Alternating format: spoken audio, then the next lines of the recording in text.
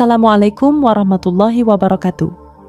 Selamat datang di Adria Channel untuk kisah yang akan saya bawakan kali ini. Sebuah kisah yang berjudul Asal-Usul Rumah Hantu Darmo. Sebelum kita lanjut ke ceritanya, tekan dulu tombol like video ini. Dan jangan lupa tekan juga tombol subscribe channel ini. Nyalakan juga lonceng notifikasinya agar tidak ketinggalan cerita-cerita lainnya dari channel ini. Dan seperti apa? Untuk kisah kali ini, langsung saja kita masuk ke ceritanya. Kekayaan yang diperoleh dengan cara yang salah tidak akan membawa kebahagiaan, melainkan kehancuran. Keserakahan hanya akan memenjarakan hati dan merusak kehidupan. Hidup sederhana dengan kejujuran adalah pilihan yang jauh lebih berharga daripada kekayaan yang diperoleh melalui cara-cara kelam. Rumah megah bergaya kolonial di Jalan Raya Darmo berdiri megah pada masanya, tetapi kini tak lebih dari bangunan kosong penuh misteri. Dikenal sebagai Rumah Hantu Darmo, tempat ini memiliki sejarah kelam yang melibatkan kutukan, tragedi keluarga, dan ritual terlarang. Seorang wartawan muda bernama Naya memutuskan untuk menyelidiki rumah tersebut demi sebuah artikel eksklusif. Namun, apa yang ia temukan jauh lebih menyeramkan daripada apa yang pernah ia bayangkan. Seperti yang akan diceritakan dalam kisah ini, agar kita bisa memetik hikmahnya, Naya, seorang wartawan baru di sebuah majalah investigasi, ditugaskan untuk menulis artikel tentang mitos urban di Surabaya. Ia tertarik dengan kisah rumah hantu Darmo, yang konon berhantu akibat tragedi keluarga yang tinggal di sana. Banyak versi cerita beredar, dari ritual pesugihan hingga pembantaian sadis. Naya merasa ada sesuatu yang lebih dari sekadar mitos, dan ia ingin mencari tahu kebenarannya. Naya memulai risetnya di perpustakaan kota, membaca arsip-arsip lama tentang keluarga yang dulu tinggal di rumah itu. Ia menemukan nama keluarga Sukmojo, pengusaha kaya raya yang tiba-tiba bangkrut dan menghilang secara misterius pada tahun 1940-an. Ada catatan tentang kebakaran di rumah tersebut, tetapi penyebabnya tidak pernah jelas. Dengan penasaran, Naya mengunjungi rumah tua itu pada siang hari. Bangunannya besar, dengan arsitektur kolonial khas, tetapi dipenuhi lumut dan retakan. Di depan gerbang, seorang penjual makanan memperingatkannya, "Jangan masuk sendirian, Mbak. Rumah itu punya penghuni yang tak terlihat." Naya mengabaikan peringatan itu dan masuk. Begitu melewati gerbang, suasana berubah. Udara terasa berat dan ada bau anyir yang samar. Naya berjalan di antara ruangan kosong, melihat dinding yang penuh coretan aneh seperti simbol-simbol kuno. Di ruang tamu, ia menemukan sebuah foto keluarga yang sudah terbakar separuh, memperlihatkan seorang pria, wanita, dan dua anak kecil dengan ekspresi datar. Di lantai atas, Naya menemukan sebuah meja yang berantakan. Di antara buku-buku tua, ia menemukan sebuah surat yang sudah kuning dimakan usia. Surat itu ditulis oleh seorang wanita bernama Ratih Sukmojo. Isinya penuh dengan keputusasaan. "Kami sudah melakukan segalanya, namun mereka meminta lebih. Jika ini adalah harga yang harus kami bayar, maka biarlah rumah ini menjadi penjara bagi dosa-dosa kami." Saat Naya membaca surat itu, ia mendengar suara langkah kaki di lantai bawah. Berpikir itu hanya suara tikus atau angin, ia mencoba mengabaikannya. Namun suara itu semakin jelas, seolah-olah ada seseorang yang naik tangga perlahan menuju dirinya. Naya melihat bayangan gelap bergerak cepat di lorong. Ia mencoba keluar dari rumah dengan tergesa-gesa, tetapi pintu utama yang sebelumnya terbuka kini terkunci rapat. Dalam kepanikannya, ia mendengar suara seorang wanita berbisik dari belakangnya, "Kau tidak seharusnya membaca itu." Naya berbalik dengan gemetar, tetapi lorong itu kosong. Di ujung lorong, pintu sebuah kamar perlahan terbuka dengan sendirinya, memperlihatkan kegelapan total di dalamnya. Setelah berhasil keluar dari rumah tua itu dengan napas tersengal, Naya pulang dengan membawa surat yang ia temukan. Namun, rasa lega tidak berlangsung lama. Di apartemennya, ia mulai mengalami kejadian-kejadian aneh, seolah ada sesuatu yang mengikutinya. Sementara itu, ia mencoba memahami isi surat Ratih Sukmojo dan mencari tahu lebih banyak tentang sejarah keluarga itu. Malam itu, Naya mendengar suara ketukan pelan di jendela apartemennya. Padahal ia tinggal di lantai 4. Saat ia memeriksa, jendela itu kosong. Hanya ada bayangan samar yang melintas sekejap. Ketika ia kembali ke meja kerjanya, surat yang ia temukan dari rumah Darmo kini terbuka lebar, meskipun sebelumnya ia yakin sudah menyimpannya di laci. Tulisan di surat itu tampak seperti berubah. Huruf-hurufnya semakin kabur. Pagi harinya, Naya mengunjungi seorang ahli sejarah Surabaya, Pak Aryo, yang dikenal sering meneliti kisah-kisah kolonial. Pak Aryo menceritakan bahwa keluarga Sukmojo dulunya adalah keluarga kaya raya yang memiliki banyak bisnis di Surabaya. Namun, kekayaan mereka diraih dengan cara yang tidak biasa. Ada rumor bahwa keluarga itu melakukan ritual pesugihan yang melibatkan pengorbanan manusia, termasuk anak-anak mereka sendiri. Orang bilang, kekayaan itu tak datang tanpa harga, ujar Pak Aryo sambil menatap surat yang dibawa Naya. Dan surat ini, jika memang asli, bisa jadi bukti bahwa kutukan itu benar-benar ada. Pak Aryo membantu Naya menganalisis simbol-simbol yang ia lihat di rumah itu. Ia menemukan bahwa simbol-simbol tersebut adalah bagian dari ritual pemanggilan entitas gelap yang dilakukan untuk menjaga kekayaan keluarga. Namun, jika ritual itu tidak diselesaikan dengan benar, entitas tersebut akan menuntut balasan dengan cara yang jauh lebih menyeramkan. Ketika Naya kembali ke apartemennya malam itu, ia mulai mendengar suara tangisan anak kecil. Suara itu terdengar seperti berasal dari dalam kamarnya. Ketika ia memberanikan diri membuka pintu kamar, ia melihat bayangan kecil berdiri di sudut, menatapnya dengan mata kosong. Ketika ia mencoba mendekat, bayangan itu menghilang, meninggalkan bekas jejak kaki basah yang menuju ke surat di mejanya. Naya menyadari bahwa surat itu bukan hanya sekadar catatan keputusasaan. Di balik kertasnya, ada tulisan lain yang samar, seperti instruksi ritual yang belum selesai. Ia juga menemukan nama Ratih di akhir surat, yang diduga adalah salah satu korban kutukan tersebut. Di malam yang penuh ketegangan, Naya bermimpi tentang rumah tua itu.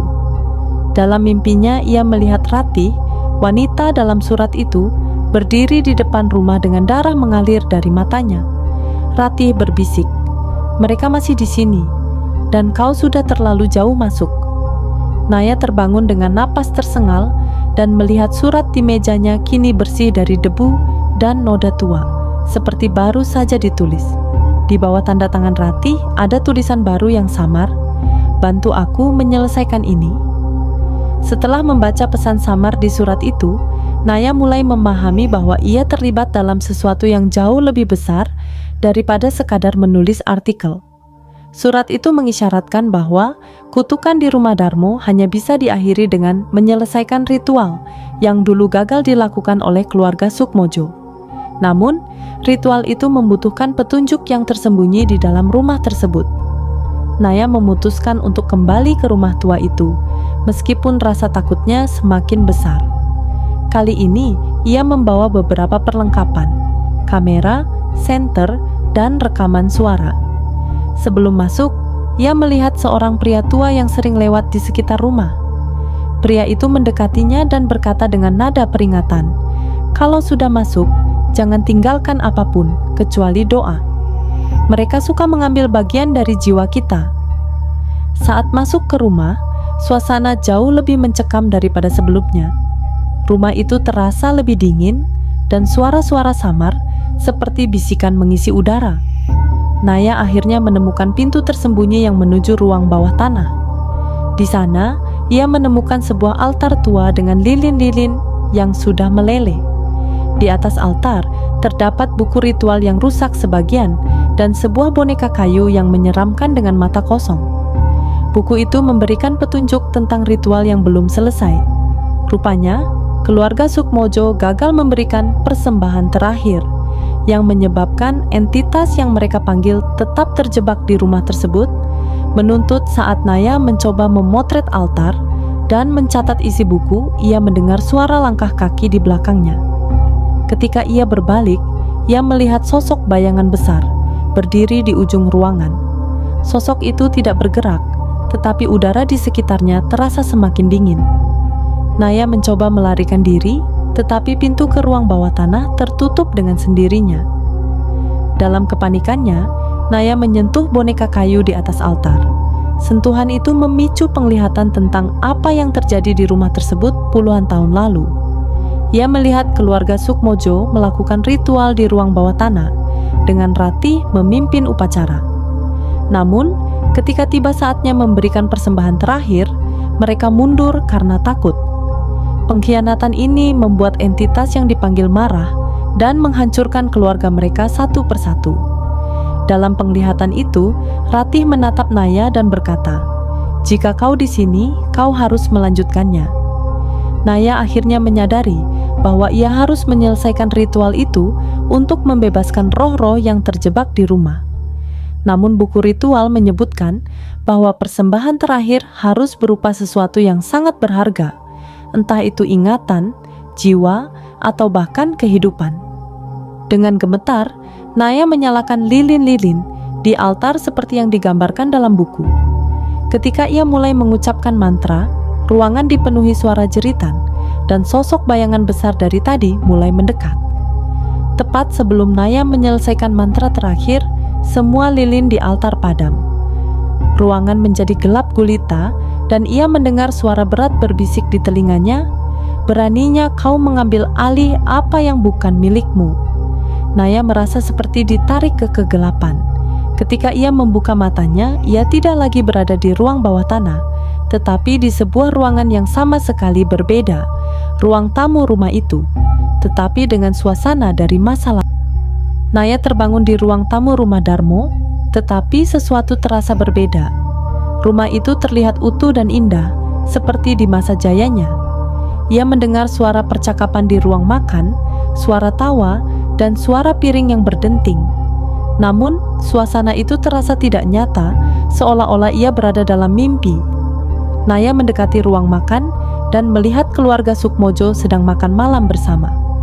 Ada Tuan Sukmojo, seorang pria parubaya yang berwibawa, Ratih, istrinya yang terlihat cantik namun tegang, serta dua anak mereka, seorang gadis kecil bernama Ambar dan adiknya, Raka. Mereka tampak seperti keluarga sempurna, tetapi Naya merasakan ketegangan di antara mereka. Saat ia mendekat, suasana tiba-tiba berubah.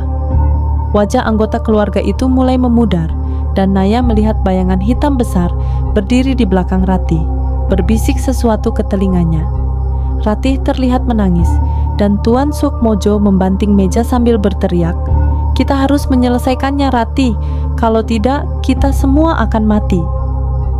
Naya menyaksikan adegan kilas balik mengerikan tentang bagaimana keluarga Sukmojo melakukan ritual pesugihan. Mereka awalnya mempersembahkan hewan dan harta benda, tetapi entitas yang mereka panggil meminta sesuatu yang lebih besar, nyawa manusia. Ratih, yang awalnya menolak, akhirnya setuju setelah terus-menerus ditekan oleh suaminya. Dalam penglihatan itu, Naya melihat Ratih membawa anaknya, Ambar, ke altar di ruang bawah tanah. Namun, di saat terakhir, Ratih tidak sanggup melakukannya. Ia melanggar ritual, dan entitas tersebut mengamuk, menghancurkan keluarga mereka satu persatu. Naya tiba-tiba tersadar kembali di ruang tamu. Rumah itu sekarang dipenuhi bayangan-bayangan gelap yang bergerak di sudut-sudutnya. Suara entitas terdengar memenuhi ruangan. "Mereka gagal, tapi kau bisa menggantikan mereka. Persembahkan jiwa untukku, dan aku akan membebaskanmu." Naya menyadari bahwa ia harus membuat pilihan sulit. Jika ia melanjutkan ritual, ia harus mengorbankan sesuatu yang sangat berharga. Tetapi jika ia tidak melakukannya, kutukan akan terus berlanjut dan menghancurkannya juga. Saat Naya mencoba melarikan diri, ia bertemu dengan roh Ratih yang tampak terperangkap di rumah tersebut. Ratih meminta maaf karena telah menyeret Naya ke dalam masalah ini dan memohon agar Naya menyelesaikan ritual untuk membebaskan jiwa keluarganya. Namun, Ratih juga memperingatkan bahwa entitas tersebut tidak bisa dipercaya dan setiap perjanjian dengannya selalu berakhir dengan kehancuran. Dia akan mengambil lebih dari yang kau tawarkan, kata Ratih dengan suara parau. Dengan berat hati, Naya memutuskan untuk menyelesaikan ritual. Ia kembali ke ruang bawah tanah, menyalakan lilin-lilin, dan membaca mantra dari buku ritual. Namun, kali ini ia menambahkan sesuatu yang berbeda, sebuah doa yang ia tulis sendiri, meminta perlindungan dari roh-roh baik untuk melawan entitas tersebut. Saat Naya menyelesaikan mantra, ruangan itu bergetar hebat. Bayangan gelap entitas muncul di depannya, jauh lebih besar dan menakutkan daripada sebelumnya. Entitas itu berkata dengan suara menggelegar, "Kau akan membayar untuk keberanianmu ini." Naya melihat cermin besar di ruang bawah tanah mulai memantulkan bayangan dirinya, tetapi bayangan itu mulai bergerak sendiri, menatapnya dengan senyum menyeramkan. Naya berdiri di depan cermin besar di ruang bawah tanah rumah Darmo. Tubuhnya gemetar saat tangan hitam besar dari dalam cermin mencoba mencengkeramnya. Di sekelilingnya, bayangan entitas mulai mengelilingi ruangan, menciptakan suasana mencekam. Ia tahu waktunya hampir habis. Keputusan yang ia buat akan menentukan nasib dirinya dan mungkin jiwa-jiwa yang terperangkap di rumah itu. Suara entitas menggema di ruang bawah tanah, berkata dengan nada menggoda namun mengancam, "Serahkan dirimu, Naya. Hanya dengan itu aku akan membebaskan mereka dan kau juga." Naya merasa terpukul. Jika ia menyerahkan dirinya, entitas itu akan mengambil nyawanya sebagai persembahan terakhir. Namun, mengingat pengkhianatan yang dialami keluarga Sukmojo, ia tahu tidak bisa mempercayai entitas itu sepenuhnya. Di tengah kebimbangannya, roh Ratih muncul kembali. Dengan wajah penuh penyesalan, Ratih memohon, "Jika kau tidak melakukannya, rumah ini akan terus menjadi perangkap. Jiwa-jiwa kami akan tetap terperangkap selamanya. Tetapi ada cara lain, kau harus menghancurkannya." Ratih menjelaskan bahwa cermin besar itu adalah portal yang menghubungkan dunia mereka dengan entitas gelap tersebut.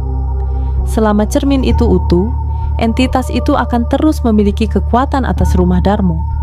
Namun, menghancurkan cermin bukan tanpa risiko. Cermin itu akan mencoba mempertahankan dirinya. Dengan keberanian yang tersisa, Naya mengambil tongkat besi dari altar dan mendekati cermin. Bayangan di dalamnya semakin liar, memantulkan wajah Naya yang terdistorsi dengan senyuman menyeramkan. Cermin itu berbisik, "Hancurkan aku, dan kau akan terjebak bersamaku." Saat Naya mengayunkan tongkat, bayangan entitas menjadi semakin agresif. Bayangan itu menyerang Naya secara fisik, mencengkeram kakinya dan menyeretnya mendekat ke cermin. Suara-suara bisikan memenuhi ruangan, mengancam dan memohon sekaligus. Dengan sisa tenaganya, Naya mengingat doa yang ia tulis sebelumnya. Ia mulai melafalkannya sambil mencoba membebaskan dirinya dari cengkeraman bayangan itu.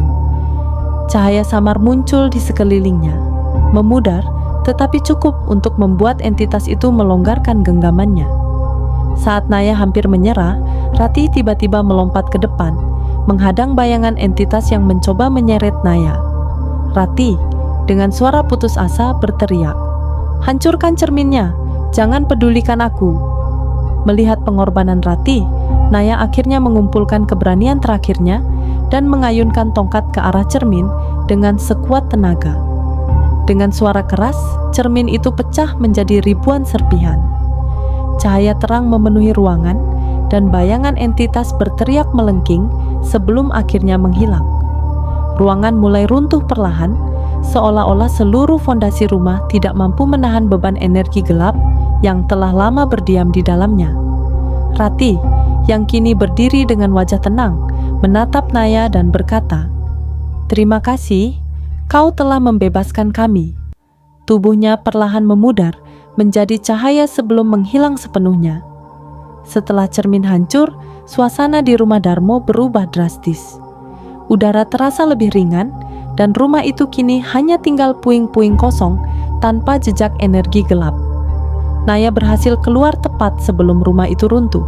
Saat ia berdiri di luar, seorang pria tua yang sebelumnya memperingatkannya mendekat dan berkata, "Kau telah melakukan apa yang tak bisa dilakukan siapapun.